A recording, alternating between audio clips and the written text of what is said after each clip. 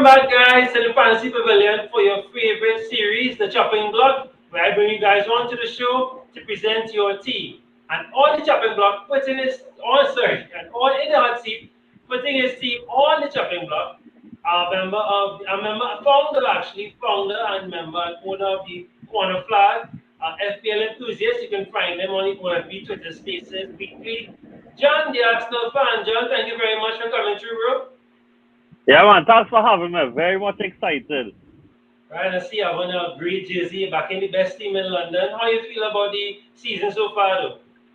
It has been very up and down, but I am not fully there to say that I am fully back in the process yet. But things have been really encouraging. There have been some really good signs that we are building a decent foundation, and just try to take it game by game and enjoy it game by game, so that you never know where it comes January and hopefully May. You never know where we might be. Fair enough. And so, just to walk us through a little bit now, the FPL pedigree, how long you playing, and how has the season treated you so far? So this season, my overall rank is currently 126,303. My overall points is 617 right now. I got 89 points in this last game week here. I am currently 60. I was 61st in Trinidad, but then when Mo Salah decided he wanted to pop off, that just sent me plummeting down. Um, and I've been playing FPL for the last 7 years. Ever since I was in secondary school, big up prayers, I've been playing FPL and I've taken it a lot more seriously in the last 3 years. To the point that I am part of the teams that run both the RPM Fantasy Premier League as well as the Gentleman's Fantasy Premier League in Trinidad and Tobago. And yeah, FPL has essentially taken over my life, man. I mean, there's literally not a day that I don't think about it. I watch match days and all I think about is, okay, am I getting points from this guy? I should bring in this guy. Should I drop this guy? That kind of thing. It has totally overtaken my perspective when it comes to football. Yeah, and that's the life of a FPL enthusiast, and For especially when you're a sure. content creator. You're watching games that you're watching Watford doing with enthusiasm. Sure. For sure. All the time, dog. And you know the thing, you're watching these games and you're happy when you see certain players looking good, but you know, the second you bring them in your side and all of a sudden they're looking so good, Yeah, you're real sour. It's sour the yeah. entire team, man. But so is Go FPL is, I would say it's a gamble, but it is very much about calculated risk. And what I have learned in FPL, and I am learning as I go along, is that we need to learn to separate between a player's ability to play well in real life and a player's ability to put up points on FPL. Because, for Mm. example, there's a very real thing that I can have a terrible game, but if I score a penalty, I get points, I get bonus. But then now I could have a teammate who had a brilliant game and got the pass before the assist for all the goals we did and got no bonus for the day, walked out with just 3 points. So it's something that me as a very tactical enthusiast person, I had to learn to separate those two parts of me that would have wanted to bring in somebody that I think was playing really well compared to somebody who might bring the points instead. Exactly. A prime example of that is Kante. Kante is a greatest central defensive midfielder in the world, but he's not a Yeah, great FPL asset. yeah, boy. So, yeah, I don't know if you dabble at all in the UCL fantasy, but something yeah, that I would really love for the Premier League to incorporate is awarded points for defensive actions. So for yes, those who don't know, yes, in the UCL fantasy, you get points for every 3 ball recoveries you make. yeah, And yeah. defenders sometimes accumulate something like 12 ball recoveries and really help up their points even if they don't get a clean sheet. And I think that would help add value to players like Kante, like Jorginho, like Thomas Right, Partey and stuff like that, right. and add an extra dimension to the game where there's a bit more tactical element that, okay, when it says midfielders, we're not just rushing for the wingers. When it says defenders, we're rushing for the fullbacks. That kind of stuff.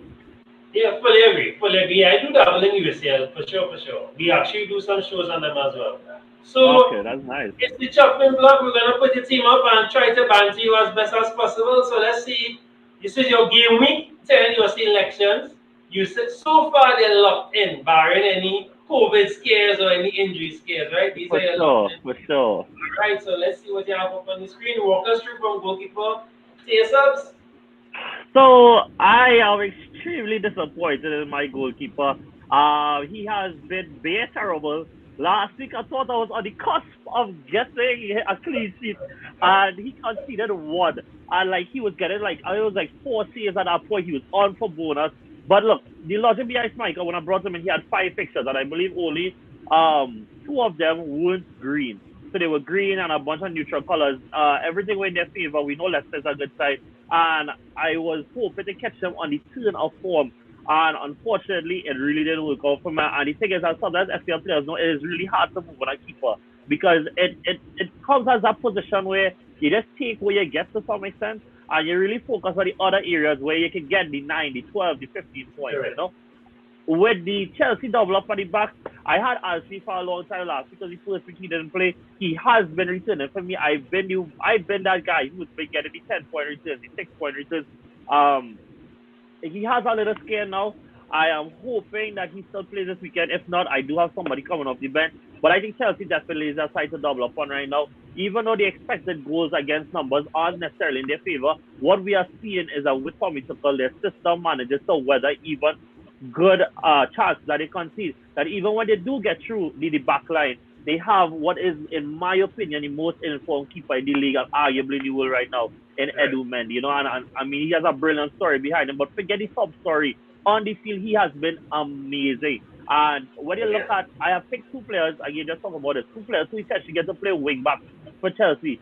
It is statistically proven that the majority of Chelsea chances flow through their wing backs.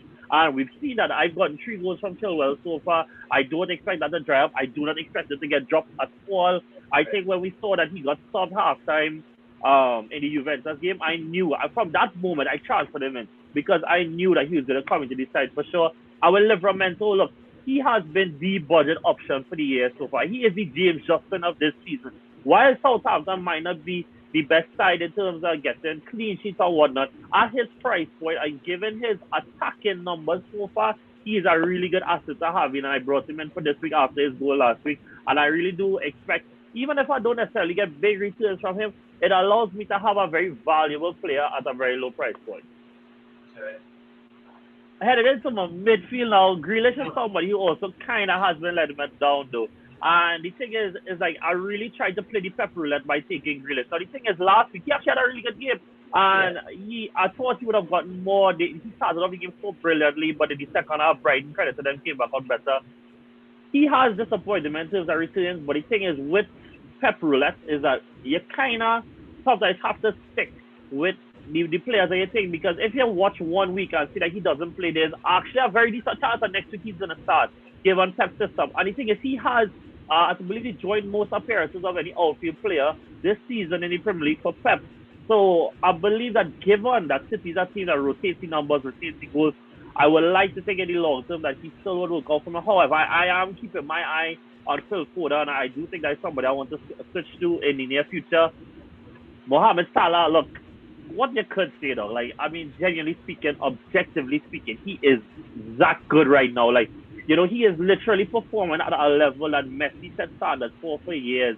And as somebody that, you know, loves to see great players do great things, he is literally operating at the level that he is, deserves to be called arguably the best player in the world right now. And by performing week in, week out, like, something that we know from Messi in La Liga is that we knew every week to expect him to get something, whether it was a Correct. goal or assist or something. Dog Salah is literally doing that. It doesn't matter if it's a hard fixture, easy fixture, Liverpool out of form, nobody creates chances. It doesn't matter. He's doing it. And I am learning the hard way that you captain him regardless. You're the captain him regardless. Always The captain. Mari Gray, I got him in on the earlies. I got him in with the early Right. Right. returns. I just didn't see no need to switch him out. I think he's playing really well. I think that if you actually look at him play, he's playing extremely intelligently, and most of the good things that come out of Everton right now Correct. are through him. Smith Rowe, I brought him in last week. I brought him and Orban in last week, and obviously those who know I would have definitely reaped rewards. But I think him and Orban, I kind of talk about them in combination that they are a good combo to have. I think they link really well on the field, and that really is in the FPL. I think that Smith runs off of him really well, and what we are seeing that Smith is getting the goals from Orban's assist. And I think that what works is that Orban loves to favor so drift from the inside to the out to the left to back in. And Smith understands that, and they really do interchange really well. And what is allowing for each one to create space for the other, and therefore one getting the goal, one getting the assist. And I think that should continue. Leicester has had an extremely leaky defense, and I think that should continue again this weekend. I brought in Orban last week, and I captained him. I'll say that. And the thing is like you'll see the Arsenal bad, but I promise you that I don't do these things with Arsenal in my mind. I've watched our metrics for these players. I've watched I think it was 3 goals in his last 3 home games. And I think even on an individual level, his performances have been improving, even though sometimes Arsenal own in particular they have left a little bit to be desired. And I expect at least until the Liverpool game for their form to continue. Jimenez has been playing so well, dog, and the man just want to score. Like he doing everything else right. Everything else, yeah. He has been getting the assists, but my brother just don't want to put him back in that film. Azrael feel for him. I just wonder how much that head injury just messes him. But I brought again. He was somebody that I brought him with the wild card, and it was another one of them that I just kind of find it hard to. So the truth is, right now, especially with Lukaku out, I am not a big believer in Man United and their playing style, and we are seeing that now these days. I find it hard to find another striker for me to say, okay, that's an easy switch. Right. I can't find that right now. And Antonio, I've called Antonio the best mid-table striker in the Premier League. I think that he is brilliant. I think I probably am doing him a bit of disservice by saying mid-table striker. And he's one of those players that to me is fixture proof. He starts every week. He plays every week. He's one of them that is edging into that category that you expect to just score every single game week. And yes, that's my side. So yeah, so I brought in the wild card for his price point. And look, price point was somebody like that who at that time had extremely good fixtures, still does. And is at 4.5 and is a wing back fast side that you expect him to return from. It was a no-brainer. Markal has been kind of unfortunate that he got injured. And Bissouma was just a real low price midfielder that was starting that in case I ever really needed somebody, he would have worked out. So yeah. All right. Don't see. So, Do your damage, Schmeichel, bro. Schmeichel was great from game week 1 to game week 4. He was like literally getting 7 saves almost every game. He was Yeah. because the defense leaky, but he was getting those save points. Yeah. Recently, not so much, right? But I mean, I want Javi for him. He's a great goalkeeper, but the defense not helping right now. Yeah. You can't go wrong with Aston Chilwell and Liverpool. So that's a great back line. That's a great back line. The Grealish thing now, I right now I'm trying to get rid of my City assets because I felt like a pet. Like it's Yeah. fun when they are great assets to get points from, but you don't know which one. But like you said, I just stay with it and one game we can miss, the other game we can miss your pot. But if you're doing that, I would say maybe have a strong sub. So if he doesn't Yeah. feature tall, at least you have a decent sub that is Yeah. dummy, right? But I mean, yeah, Grealish, decent, great. If anybody that watches this channel from since the beginning, I've been banking Gray, the Curry, Thousand, been Yeah. pushing, right? Those are Yeah. And I mid-tier. really back the Townsend. So I mean not Townsend. Well Townsend too, but really Ducouré. Ducouré has been really good going forward. And look, we talk about how hard it is to put value on central midfielders, and I really do get that. But I think that he's almost playing like an attacking midfielder at Yeah, times. yeah, And I think that at his price point though at less than 6 million, I think that is somebody to watch at Everton is always gonna be those one of those guys that's really hot and cool. And yeah. I really do think that we should look at the assets, especially when DCL manages to return from injury whenever that is, because he's a brilliant player. I'm a massive fan of him. I would love to get a man at Arsenal, Lord. Um, and I think that once he reaches back, he does something to the team that he helps gel everybody together. Correct, So correct. players like Ducouré, Townsend, and Gray becomes even more valuable then. Correct. And look what they will do without him now. Yes, I know they've been conceding and losing, but they're still scoring. Gray still assisting. Yeah. So that's something to look at. Don't abandon that Everton ship yet. No, I'm someone from the start always say don't pick Arsenal, man. I'll tell you all For when. sure. I'll tell you For all when. sure. For sure. For sure. But as of recent, and looking like we're finding the formula, I would even say playing Lacan over at the same time is working for the Yeah. longest It is. while. For the longest while I've been advocating. I mean, I don't want to make this an Arsenal show, but since the days of Perez and Giroud, I've always been saying we should play two guys at once. You've only been playing one of them. One of them. If you Yeah. have two strikers, one pulls away the defenders, one is open to playing Sanchez, your winger. Same thing here. You have Oba coming in, you have Laka holding up the play, and Smith Rowe scoring the goals because you've been lacking midfielders that score for Yeah. a long time. So I'm And the thing is, like, from again, we don't want to turn this into Arsenal talk, but from like a tactical point of view, like, I'll admit it, I'm not a big Odegaard fan. Kind of haven't been ever since that first loan spell. I really wasn't convinced about it. And what I think Lacazette does is that he adds a bit more presence in the final third pass. Not just physical, but in terms of somebody on the ball and help us progress in the final third. I think Odegaard is very passive in that sense. And it Yeah. doesn't allow us to have that kind of forcefulness in the front to keep that pressure on the opposition backline. You know, like what was a really good example, I guess, Aston Villa was that we didn't let them breathe. That first True. half, we literally suffocated them. And that is why we exited first half, I think, with 2.78 XG at halftime. And that is a ridiculously high number. That is the highest that Arsenal has ever gotten. And I think that is why, like, for the foreseeable future, even though his contract is up, like, that kind of has to play. Yeah, correct. Fully agree there. But of course, Salah. As we have a mantra on this channel, ACS always captain Salah. Talk about Yeah, talk about boy. and men Yeah. captaining other players, guys, always captain Salah. That's all you will see, right? Yeah. Antonio Jimenez Aubameyang. Now, what's the challenge a little, right? Tell Why me. Vardy So, not in your team? who? Why Vardy? Why Vardy not in your team? From since game week 1, why Vardy not in your team? Dog. Dog. It's because every time I think the man slow dog, he just catch back up, dog. And the thing is like, so I thought about Vardy, because brought in over last week as well. As soon as Lukaku got injured, I had Lukaku as well. And I was watching Vardy, but the thing is like, Leicester aren't creating a lot of chances for him. Like what he has been is overperforming his metrics by a lot. And I was really worried that would have eased up over time. And the thing is like as we saw against Sheffield, look, he got injured. That's really unfortunate. But even against Sheffield, he wasn't getting any chances like that, and he ended up getting subbed off.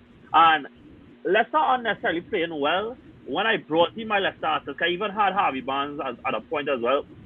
It was in the knowledge that they're a good side and expecting them to pick up. But the truth is, they haven't really. Now, Man United game aside, they haven't played cohesive football. And because of that, I find it hard. I will admit, I'm somewhat of a football purist that I want to see good football, and from that, I'll pick my players. That I found it hard to justify bringing that aspect. It's the same thing for me with Ronaldo. That look, I fully acknowledge how great Ronaldo has been over his career, and I fully acknowledge the tactic he has now. But United aren't a creative team. I wish I had told you this before, but like, I saw this metric today where United are of the nominal big six. They are the greatest creators of low quality chances in the Mm. league, and they don't create high quality chances for their forwards because they aren't a creative team. What they are a very shot happy team, but that does not necessarily translate into getting good chances. What we see a lot with Man United is either goalkeeper errors from spilling shots from rebounds or somebody scoring a screamer. But the thing is, as a long term prospect, to me, that is unsustainable. And that's why I had Luke Shaw at the start of the season, I had Greenwood as well. But eventually, I dropped off these players because I saw what happened to United now. I saw that coming, and I don't mean that from an egotistical point of view. From me, from a tactical point of view, luck runs out after a certain point in time. And with all credit to what the job Ollie has done there, I find it hard to take assets from a team that I think that is more running the luck of the green rather than I see actual pattern of play. Because, like, for example, with the same thing with Lukaku now, I took Lukaku because I knew that Chelsea has a actual style of play. Now, for those who just watching the numbers, they say that Lukaku has been playing poor. But if you watch the game, Lukaku actually just haven't been getting chances. He has been doing his part. He played against Aston Villa, got two chances and scored both goals. Against Sheffield, he hasn't got any chances. Against Man City, he hasn't got any chances. And Chelsea were right in the rough period now. Unfortunately, now all them attackers are now back from injury. They are back in form. Mount, brilliant game from Mount, brilliant game from Cho. Unfortunately, Lukaku is injured. But that is the logic that I take in building my side. I need to see longevity with my picks. I can't just go based on this picture and name anymore because to me, that's what killed me in the past. I would have taken some players based on their name and based on pictures. But it has to be about where the team is at, where the player is at, and what they are doing as a team right now. And yeah, that's really the logic behind why I didn't take Vardy. It's not that I don't think he's a fantastic player. He definitely is. He has been getting goals against what his numbers have suggested. But to me, those things run out after the point in time. And I just didn't want to get caught trying to sneak in points when it ended up being too late. Fair enough, fair enough. Well, the reason I know from game week 1, I had the Curry and Vardy. Yeah. And they only lapsed. Vardy lapsed 2 games, but this game going here too, and the Curry would have lapsed 1 or 2 games as well too. But they've been very consistent. Now, the reason I stuck with them, especially when Leicester was not looking up, because of course you have to look at that, right? If a team has a leaky defense and the midfield not helping because Tillemans wasn't doing much, Barnes not doing much, right? Those the creative guys, yeah, I Perez not doing much.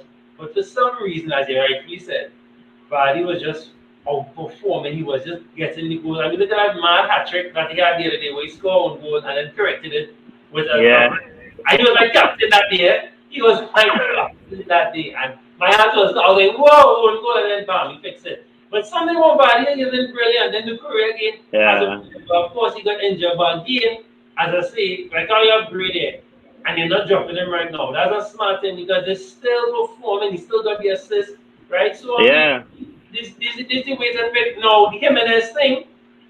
Jimenez is a good shout because right now one is scoring the goals, but one not is not holding up the play and assisting.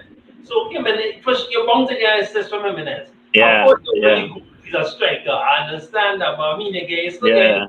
5 points at the end of the day. You understand? And My the thing point, is, like on a personal level, like I really rate him in his game a lot. Like yeah, pre yeah, his injury, I was saying that I thought that he was a top five striker in the league. I really thought that he was brilliant. I really thought that especially from the game after they played Brentford, I believe it was Southampton, that I started to see that he was returning back to his old self. And I believe since then he has a goal and three assists in those 5 games. correct, And so it's not like the city returns aren't coming. It's just that like at 8.5, you don't really expect it from a striker. You just want assists now. You correct. really want that 7 points at the end of the match day. Correct. Yeah, it was some more points. But only issue with this team though is your bench. You had to fix that bench Yeah, soon boy. because you see what going on. Injuries, COVID, all kind of madness. Get some Yeah, get boy. some good benches inside of there. But I mean, as soon as a good show for extra defender. Martial not bad. I was even like suggesting to people like Mankey was not a bad show. Now I know he's not Mm-hmm. the best team right now, but just as again the assist, Callum Wilson scoring these days. So you know those might be he might be a good fringe defender to look at. Yeah, And they already have Liverman too. Plus, if you yeah, even I see you doubling up. If ever you're fed up with the double up, you bring in Cancelo fast speed probably. So you have yeah. Cancelo, Chilwell, you have Tommy Asuma Key on the bench, that kind of thing. But it's a decent. Yeah, So the next plan in my movement is to bring in Cancelo far as Felipe actually, and start to move away from the double up there, and I'm more than likely want to look to bring in Mount in the midfield, right. because not just because of the hat trick, but I always rated Mount a lot. He's on the set pieces Yeah, as well, and yeah, I think that he's somebody that should be fixture proof going forward. Because I correct. think whether or not they want to go Lukaku and put on top, whether they want to try Kai Havertz in the false and again, I think every single iteration that Chelsea makes Mason Mount makes the side. And Chelsea is one of the teams that I am targeting for them to go on and at least contest for the title, if not win it. And those are the teams that you want to be targeted to get their attackers because you expect them to put up points. Correct. Yeah, you want to talk to those guys for sure, for sure. Yeah, Mount is a good show. If I didn't change my team at all, like from the start from game week one. All the players I had from game week one are now but I had Mount, I had Tillemans, had Grealish from the earlies, right? So Good. that's how it works. That's how it works sometimes. That's just how it Yeah, works. But boy. Yeah, boy. it's a solid team. All I say is really fix that bench as soon as I'm assuming you had Sanchez prior or no, you had Sanchez at all? So I had Sanchez before, and I also was watching that Brighton was cashing in on their XG from last year, and they were also conceding a lot of chances as well. So, and that is why I tried to go with Schmeichel, and I tried to take Schmeichel not just because he had the good fixtures, and I thought that what I thought was that Johnny Evans was going to return faster, and I thought that would have helped reshore the defense a lot quicker. Was that I also thought that I would have go for what should have been like a kind of differential in a sense now. Because everybody had between they had Meslier and they had Robert Sanchez. Everybody had them, and I wanted to try and get somebody different to try and help myself Bobby Ramsey. Because as I say, we take this FPL thing real serious. So I trying to see as much as I can to finish the top 10 in Trinidad if I can by the end of the season. And you need to be able to find those secret gems all over the place for points. Unfortunately, Michael just didn't pan out to be that. The reason I have to see how Steele and I know I'm Javid can big up Javid. He always recommends the Sanchez Steele combo. In case Yeah, Sanchez injured, Steele comes up. But my keeper is Raya. Not Raya than just some. I'm in the market for a good keeper. But Sanchez is now the thing with goalkeepers right now, right? I'm not afraid of fixtures because these low-key keepers, the Sanchez, the Reyes, the Martinez, well, Martinez kind of premier right now, but these kind of keepers, McCarthy, these guys, Hmm. and Cruel, even Cruel, these guys are gonna put down saves. They are going to look at if you compare the game, the City Brighton game, Brighton got Sanchez got 4 points and Edward only got two. Yeah, And he did 5 goals and left with 4 points. That is brilliant. yeah, it is. Yes, so you got And really good fixtures. I don't mean this biasly. I actually think there's somebody I might bring in and just leave him aside. It is really Ramsdale. Not just Right. because that he is stuck in his saves, but if you watch the way he plays, I genuinely would not be surprised to see him get an assist. You The can way that assist. he's doing, Yeah, yeah, but you like throw it and the ball no, actually meets a player when he kicks it no, out. like people are making the joke that Arsenal got the Brexit at the start, and it's true. Like Yeah, his passing is legit, dog. Like I wasn't a big fan of signing him, but ever since he signed, dog, like I've been a massive fan. Like he might be the first goalkeeper who Kita might actually buy for himself. Like correct. he's been really legit, and I think that at 4.6 now, I think he's going up a little bit. That he's a Yeah, very good asset to get. yeah. He's a still level you get him before his price goes up. Before it touches five. Yeah, for sure. You definitely wanna cash in on that. Nah, but so I mean, so before we go on, but I like my guests to give some solid advice to my viewers and newcomers or people who playing it for a while. Any solid piece of advice that you have for anybody who's playing or now starting, anything or something that you know that has kept you going for the past 3 years that you've been playing. A solid piece of advice. The season is never over. No matter how far down you feel it is, dog, there's something to recover in it. And especially if you're like me, I'm in I believe 5 competitive fantasy league competing for a lot of cash and prizes. There's always something to try and win. Whether it's just a month, is like game week, is a special prize for I don't know, like best captain or most points on the bench. These things. There's always something to try and get out of it. I would also say that don't if you pick a side, especially in a wild card, you are more likely picking a side for next 5, 6 game weeks. Trust your gut and what you're doing.